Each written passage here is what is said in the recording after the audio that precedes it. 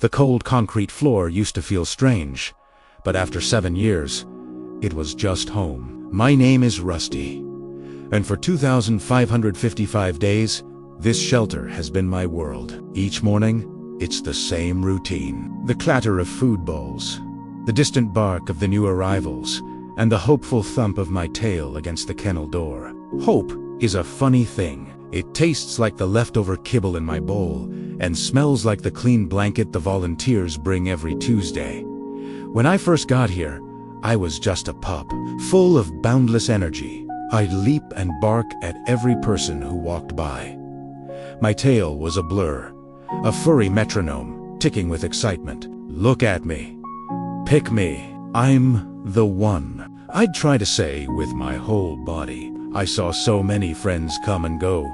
Bella, the shy beagle, found a family with 2 little girls who giggled when she licked their faces. Max, the grumpy old bulldog, was adopted by a quiet man who just wanted a companion to watch TV with. One by one, their kennels would empty, and I'd be left with a new neighbor and the same old dream. The first year flew by, then the second. The volunteers started calling me an old-timer. My jumps weren't as high, and my barks became a little quieter. I learned to read people. I could tell the just lookers from the serious searchers. The lookers walk slow, pointing and smiling, but their eyes never really connect with yours. The searchers, though, they walk with purpose. They crouch down, their eyes scanning, searching for a spark, a connection. My heart would pound every time a searcher stopped at my kennel. I'd put on my best behavior, sitting politely,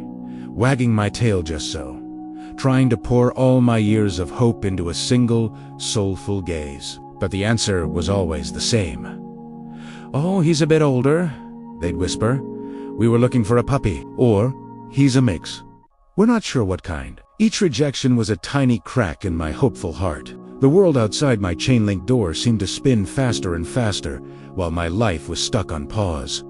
Seasons changed. I watched the leaves turn from green to gold and back to green again, all through the small, high window in the main room. I learned the names of all the volunteers. There was Sarah, who always snuck me an extra treat, and Mike, who would take me on long walks, letting me sniff every single fascinating smell along the path. They were my family. In a way, they'd tell me, "Your day is coming, Rusty. The perfect person is out there for you." I wanted to believe them, I really did. But after 5 years, doubt started to creep in, a heavy, gray fog that settled over my spirit. My tail didn't wag as much. I spent more time curled up in the back of my kennel, watching the world through half-closed eyes. The new puppies, with their endless energy, seemed like creatures from another planet. They didn't understand the quiet language of the long-term residents, the shared glances of understanding, the silent support we gave each other. We were the veterans, the silent majority who knew the shelter's every sound and smell. Then, on year 7, day 2556, something felt different. It was a Saturday.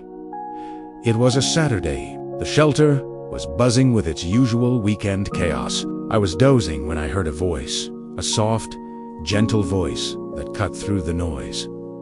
"What about this one?" I opened one eye.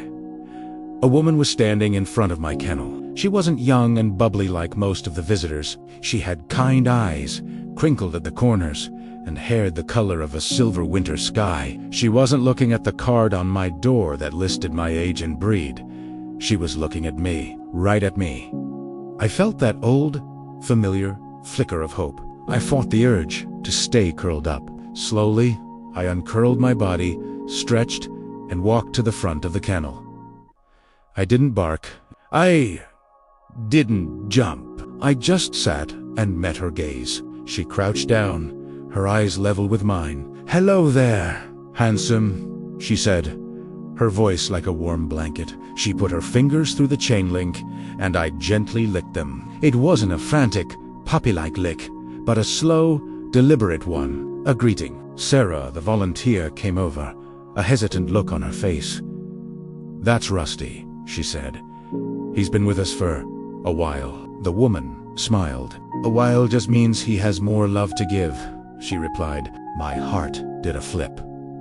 She understood.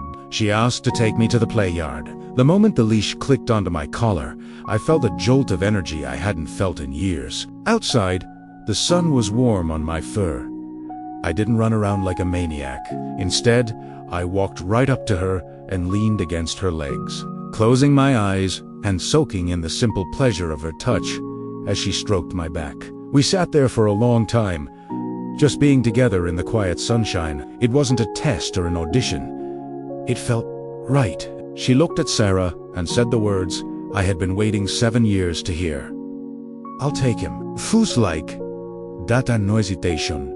No second thoughts. The whole shelter seemed to hold its breath. The volunteers who had known me for years started to tear up. As Sarah filled out the paperwork, they came one by one to say goodbye, giving me pats and hugs. My tail, my old, tired tail, started to wag. It started slow, then picked up speed until it was thumping a joyful rhythm against the counter. The walk out of the shelter doors was surreal. The automatic doors slid open, and I stepped out into a world I had only seen through a window. The air smelled different of cars and grass and 1,000 things I couldn't name. I hopped into a car and sat in the passenger seat, not as a temporary passenger on a walk, but as a co-pilot on a new adventure. As we drove, I rested my head on her lap, looking up at her. She reached down and scratched me behind the ears, right in my favorite spot. "We're going home, Rusty," she said. "We're going home." And for the first time in 2,556 days, I knew what that word really meant. It wasn't a place with concrete floors and chain-link doors. Home was a feeling. It was the warmth of a kind hand, the sound of a soft voice, and the promise of a future. My wait was over. My forever had just begun. Thanks for watching my story, and please remember, there are so many friends like me waiting in shelters for their forever home. Maybe you could be their happy ending. Don't forget to like and subscribe.